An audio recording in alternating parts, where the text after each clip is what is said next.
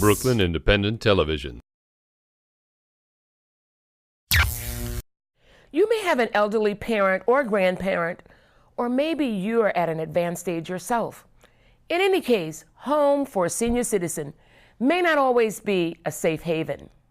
The likelihood of falling, tripping, or slipping grows as one ages, and the resulting injuries can be especially dangerous. So how do you recognize those dangers, and how can you remove or avoid them? Here to talk about this is Dr. Adetoyeje Oyeyemi, a longtime physical therapist. He's the Director of Rehabilitation Services at Susan McKinney Nursing and Rehabilitation Center. He's also an adjunct associate professor at Hunter College. Thank you very much for being here. I want to talk about first how big the problem is. And I'm going to start with a press release from the New York City Department of Health. The commissioner released a press release that said, each year, approximately 300 older adults die in New York City from falls, accounting for nearly half of all injury-related deaths. Physical exercise can mitigate falls risk. New York City Life's Sit and Be Fit program encourages older adults to stay in shape. Now, I just talked about New York City, 300 deaths. Yes. Nationally, what's it like? Thank you for having me, Dr. Sweeney. It's a pleasure. Fall is a very serious issue among the elderly in the communities, in our communities in New York, as well as all over in the United States. Every year, there are over 2.2 million falls among the elderly in the United States. Over 200,000 of these falls result in serious injury or death every year. How can we avoid this? The first thing to do is for the elders to know where they are health-wise. Well, before we get to that, I just want to come back to 1 second and ask, where do these falls usually happen? The falls usually mostly happen first thing in the morning when they want to get out of bed. The next frequent area where it happens is usually in the bathroom, and then the third frequent area is on the stairs. So just by where it happens, you immediately can go into some things that people should avoid to make sure it doesn't happen. Correct. So on the stairs. On the stairs. If you have stairs at home, make sure that you have side rails, preferably on both sides, so you can hold on to them when you go up and down the stairs. That's one. But for New Yorkers, it's not just at home that they have those stairs to climb up. Yes. We ride the subway. Okay, yes. That means also that the government or the city agencies has to do their part to make sure that they fit in the ramps, the necessary railings that are appropriate in those areas where people may be crossing from one level to the other. Okay, so that was the stairs. Then you mentioned getting out of bed. Yes. What can you do? Now, to get out of bed in the morning, first when you wake up, clear yourself first. Look around. When you get up, sit up. Don't stand up immediately. Yes. Make sure you sit up for a little while. Make sure everything is fine. There are no dizziness. You're not seeing things moving around you. And then if you need to get up, you can get up from there. If you want to get up too, we suggest that you hold on to the bed or push down on the bed to get up. Don't try to get up without holding on to something, just in case. Because usually the fall happens between trying to get up and standing up.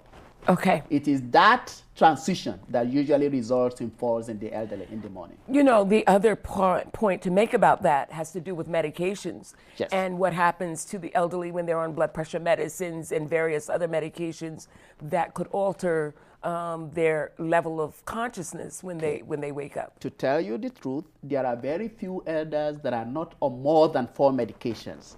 Some of them are known to their doctors. Some of them may not even be known to their doctors.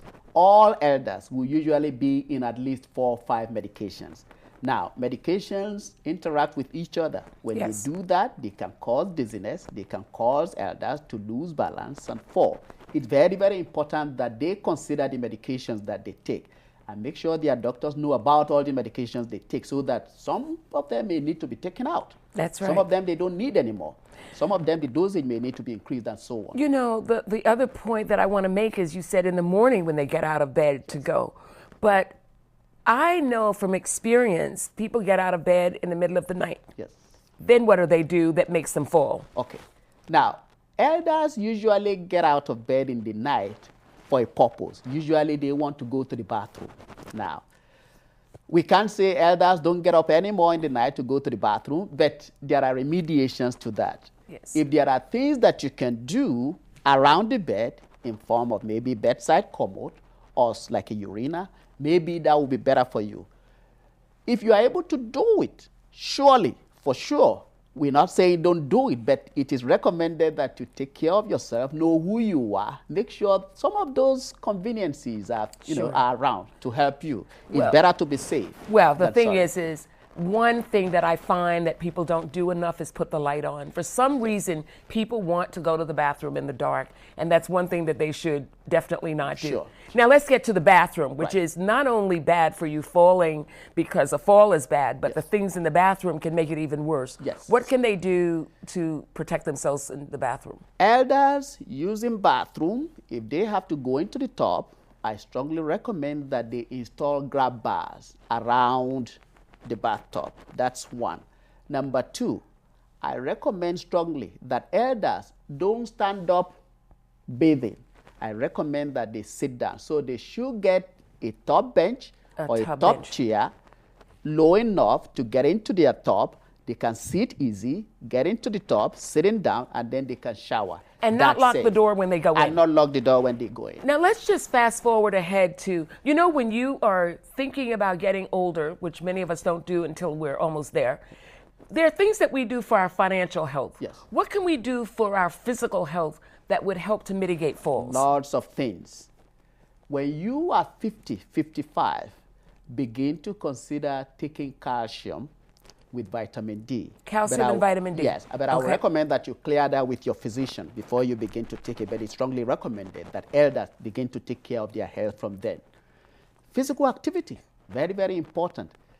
We know that advanced, modern life, sedentariness a lot, we don't have to do a lot of, rigorous work, but it's important that we stay physically active. Flexibility exercises that improve muscle tone, strength, and balance are very, very important. If you do that, you will likely contribute positively to your bone health. We have very little time left, but I want you to say something about elderly men, because a lot of people think it's only little old ladies that fall. Let's just close on the note that men fall too. Is that right? Men do fall a lot, actually. In fact, falls by men are usually more serious and result in death than those. Usually men are the ones that do riskier things. I'm good to go. I can jump, I can walk fast. I don't need a cane, I don't need a walker. I don't need to put on the light. I've been doing that. What are you talking about? They are the people that will likely take more risk. I'm glad you said it. Yes. I'm glad you said it, because that's the science, that's the information. Yes, that's the information. It is very important that we all take these falls and injuries seriously, because they often end in permanent disability or death. Sure. Thank you very much for being here. You're welcome. Become a fan on Facebook, like Brooklyn Independent Television.